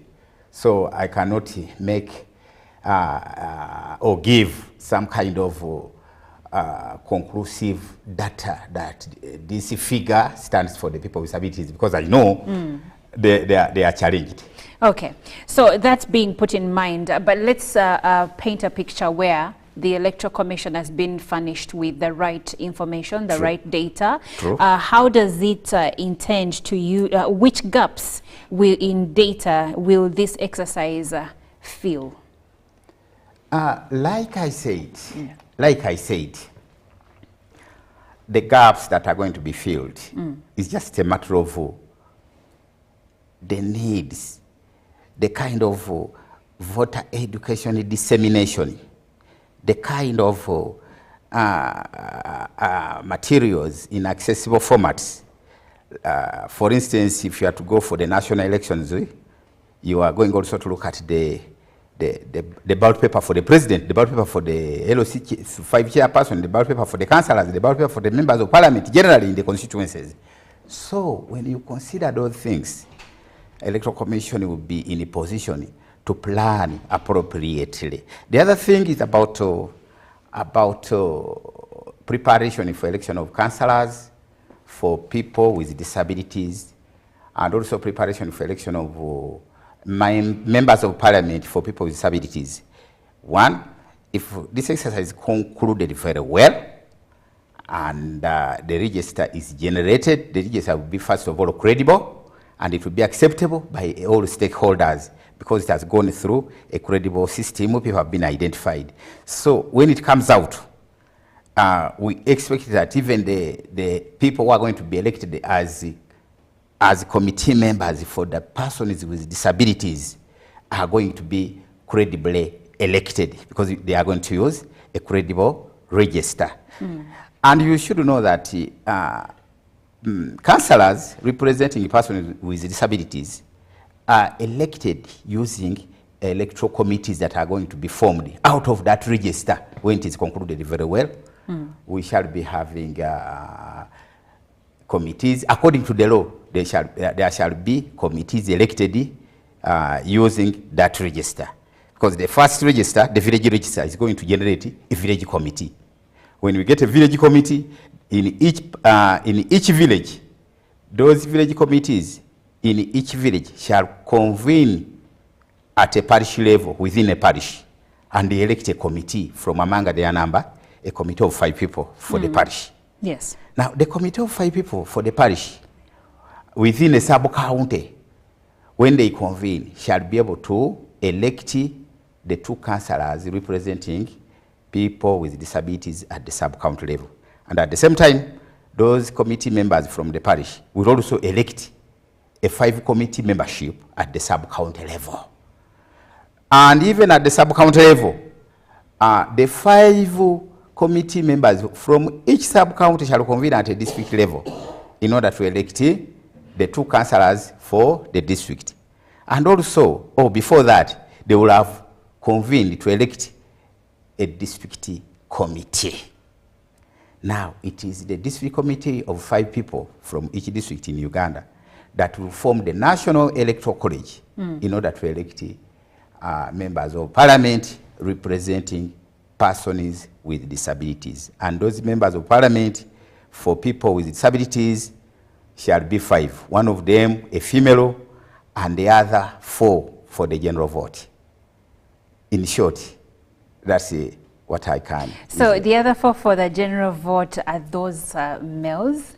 They are open. I said general vote. That's why I called it general. Oh, they are open. They can be female or male. Because that brings the gender inclusivity question to the fore. Oh, yeah. Yes. Well, if you're just joining us, we are speaking about a campaign that is ongoing, which is the nationwide exercise for identification and mapping of persons with disabilities by the Electoral Commission. Now I'm speaking to Mr. Otim Ivan, who is the Programs and M&E African Youth Development Link, and also speaking to Mr. Stuart Tamale, who is an election expert and formerly with the Electoral Commission as head of Special Interest Group Elections. So you can call through with your views on what's on number 0709-602-592 if you have any questions to either Mr. Tamale or Mr. Otim. This is the moment when you can call through and share those. Also, you can share different views, if any, regarding the subject, because it's important that all of us carry out our civic duty, which is voting who our next leaders will be in 2026. But the work starts now, so that's why we have the mapping initiative happening. According to the Electoral Commission, they have always had issues regarding the same, because they would not have the right data regarding the different types of disabilities that we have in Uganda, how many people they are, and from which locations they are, so that they can provide the right materials, as Mr. Tamale has put it, so that they are enabled to carry out their civic duty. Now, coming back to you, Mr. Otim, yes. African Youth Development Link. I would like to know where your play is regarding this exercise. So our play is at the interest. So everyone has interest. So yes. Right now, our interest as an organization working with young people is that we put young people at the forefront. And we believe that within young people, there are those with disabilities. But broadly within the interest is that issues of inclusion are very fundamental. I just talked about how the electoral process is not only going to move from being free and fair, but inclusive. And I think we must, as a country, celebrate that, because we may not know at what moment you can be disabled. We're all candidates for disability. That's very true. And that means that if we create a free society where all of us can meaningfully participate in a democratic system, just like as an election, important as it is, then it becomes very, very key. But also, where we're coming in is that, one, as a civic organization, one of the things that we do very well is, one, undertaking research on grounded interventions that can be undertaken by government. So for us as an organization, we also lead the policy influential angle of which young people cohere their voice through a national youth manifesto. And when you look at that document, the issue is very particular on, one, health, education, employment for young people in this country. So this is a framework for which young people speak to policy actors. And in that document, there's also issues around disability inclusion. So we're not coming in from the space. We're coming in because we know we have a voice through which young people speak, and having these issues anchored within, one, the policy framework, but also, one, at the advocacy level, having some of these issues actualized, becoming very much fundamental. Because talking about them and not having them actualized are two different things. Yeah. Okay. But we believe that even just talking about them right now as the exercise is moving on is not good enough, because we believe that there are going to be still more challenges. The Electoral Commission may do the exercise, and administratively they may fail to get the resources. Okay. So we still need to keep amplifying this voice and saying, for example, those who are responsible for resource allocations, please provide the resources for the Electoral Commission to administer the election from an inclusive perspective. Okay, has there been an exercise of this nature before? That could be a question for Mr. Tamale. Mr. Tamale, have we had this exercise before? And if we have, what were the results then, and what will be different this time? Thank you very much for that question. The question comes to me just because I've been there sometime. Yes. And the answer is no. We haven't had, during my stay there, I said up to 2022. Which is very April. recent, 2 years ago. I'm 2 years in the field now. Yes. So before that, we have not had such a comprehensive exercise, which is mapping out at village level. But we have always had something similar to that. The Electoral Commission has always had something similar to that. Maybe they will say we are going to register people with disabilities during elections, we are moving. You know, it has been a process, and the Electoral Commission is just gaining all the powers. Originally in the laws, we would use NODIP, which is called the National Union of the People, the National Union of Persons with Disabilities in Uganda. So that organization will provide the Electoral Commission with, I'm sorry I'm using the word as if I'm still there. But you're part of the DNA. NODIP would produce generate the names of people who would be used to elect their leaders. So Electoral Commission depended on the until when they had to amend the law to reflect comprehensiveness. Because NODIP is a private organization, so it may not accommodate everybody there.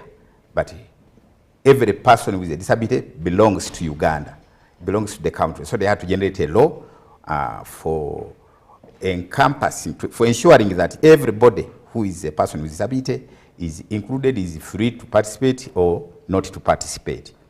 So as we moved from that type of register, we started compiling our own register at that time as the Electoral Commission. Now today, of course, we had so many challenges, and out of those challenges, we came up with different studies, and we came up with recommendations. Before I left, of course, there are many things that are put on the board for consideration by those who are coming after me. And I think this is one of them. And I'm happy that the Electoral Commission is doing what everybody would wish to see done. The mapping, the village level, re-identification of people with disabilities, per village, it means a lot to the Electoral Commission.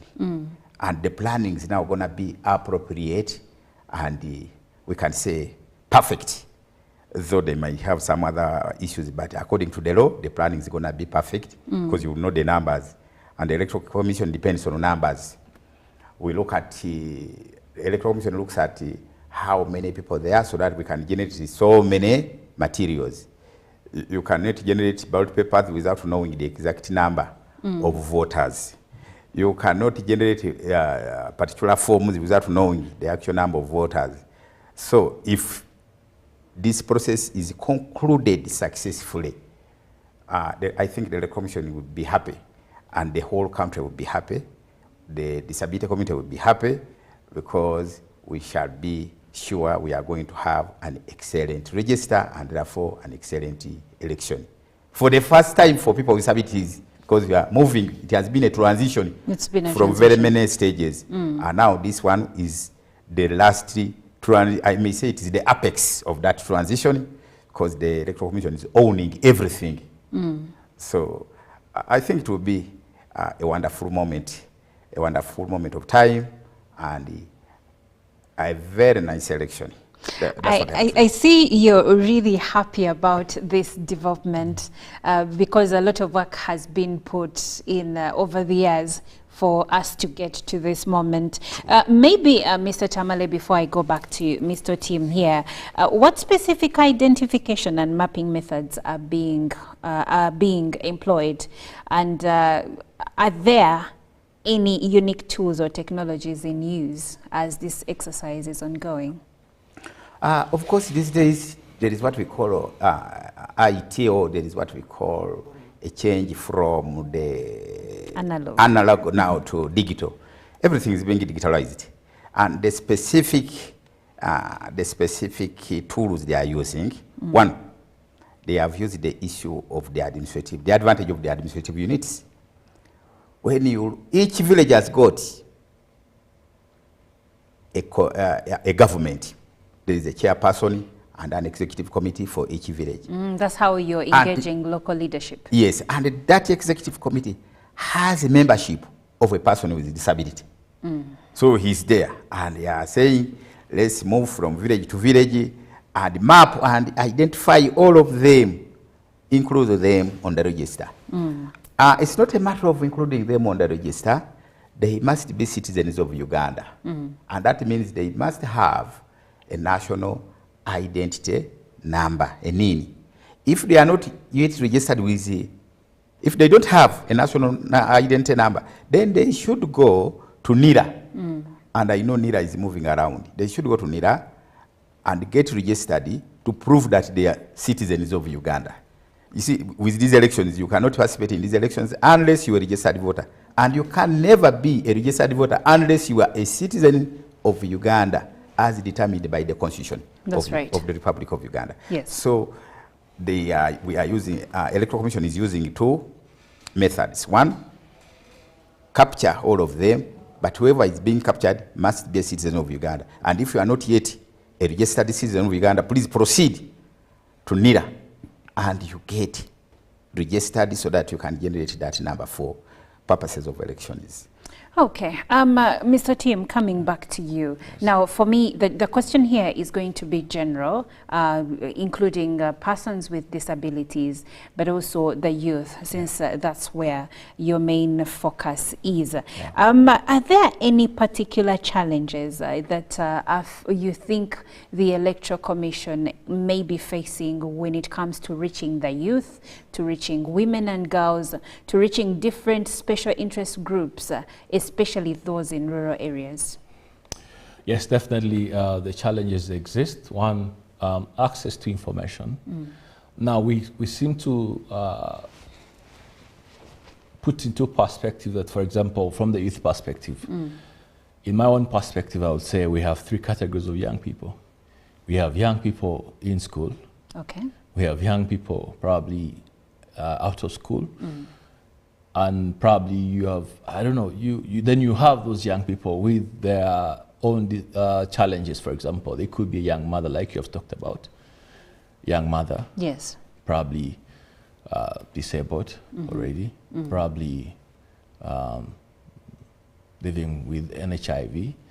So all that double burden already creates some kind of challenge. But within the issue of that is that if we can learn how to profile these segments of categories of people, then we must be able to come back and say, how do we appropriately communicate to them? Because the way you communicate to a young person in school is not the way you are going to communicate to a young person in the ghetto. No. And for us as African Youth Development Link, we have learned that. That if we are going to engage young people meaningfully to be able to participate, we must create information that is appropriate, first of all, segmented for them to understand, and that then they be able to break down some of those concepts. Sometimes we create content that young people don't want to read, and of course all of us don't want to read. We're not a reading culture, and as long as we create content in pamphlets and booklets, no one is going to read that information. Yeah. So how do we break down that information for young people? So for us as AYDL, African Youth Development Link, we are creating the content that government creates and be able to break it down. For example, right now we know the Electoral Commission has this exercise. We must be able to segment this content and break it down for every young person. If it's a content around the roadmap, what does it mean? At what stage of the roadmap? How do you participate? Right now, if we are going to be interest young people to participate in the next coming elections, one of the things that they must, like Tamala has talked about, is they must be able to be registered voters.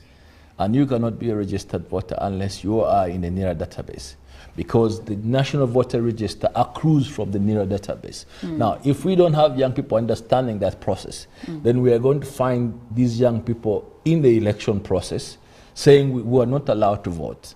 But because no one told them that before you come to exercise your right and you want to vote, you must be a registered citizen. So we must go back, like moving backward, and say, how do we tell young people that before you come to the poll, you must be a registered citizen? You must have a NIN number as a citizen. You must do this, you must do that, so that then they are aware and they are much prepared and engaged to see how they can participate. Oh, thank you, Mr. Otim. Now, as we come to the end of our discussion, I will still start with you to give us your parting remarks regarding this initiative. Well, thank you very much, UBC, for hosting us on this very, very topical discussion. We believe that as a country, we can be able to move forward if we put basic issues on the forefront. And one of those, one that we are speaking on today, is disability inclusion, but also at the forefront, if we put young people at the forefront of the development agenda of this country, both in the political, social, economic realms, then this country is here for us to thrive. I want to thank you. Thank you so much. Now, Mr. Tamale, in your parting shots, I have a question for you. How does this exercise fit into Uganda's long-term goals of inclusivity and empowerment of persons living with disabilities? How? You are asking me how? Yes. Thank you very much. As your last remarks. This is something which is going to be permanent as long as the Electoral Commission exists and as long as this country, Uganda, and democracy in Uganda is still nurtured here in Uganda. When you look at the long term, everyone cherishes to have democratic institutions, democratic elections, democratic representation, and the participation in people's own government. So we have moved the journey as Uganda, very far from the scratches. Now we are reaching the top. We are also looking at the internationally accepted electoral standards.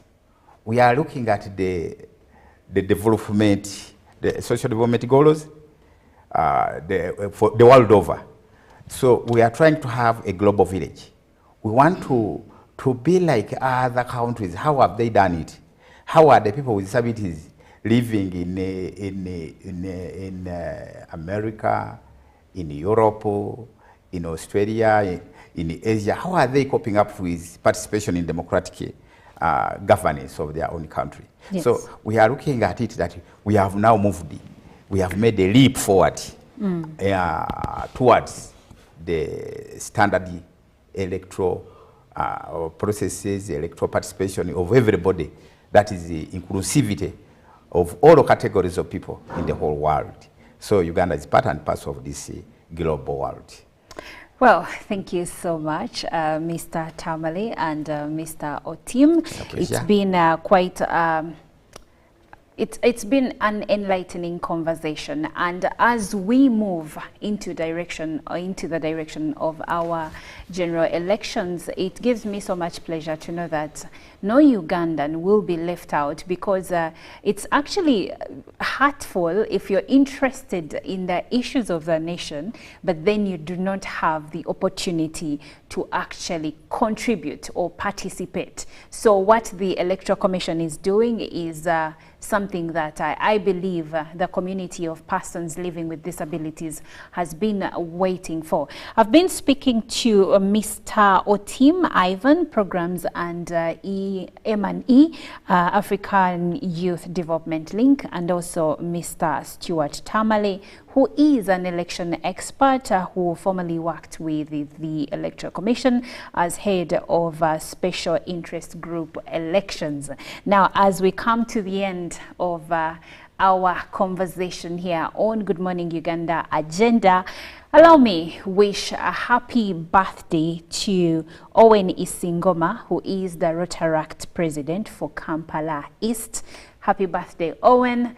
I believe that you are going to have a beautiful day, because, I mean, if it's your birthday, you're supposed to be happy because you've made another year. So from us here at Good Morning Uganda, that is myself, Jerome Paulson, Coach Robert Nyonyintono, and Ruben Pima, plus the team behind the scenes like Dev Saino, Kauzi, and many others, we wish you a splendid birthday. Now, Good Morning Uganda does continue as we are getting into the world of sports. Up next.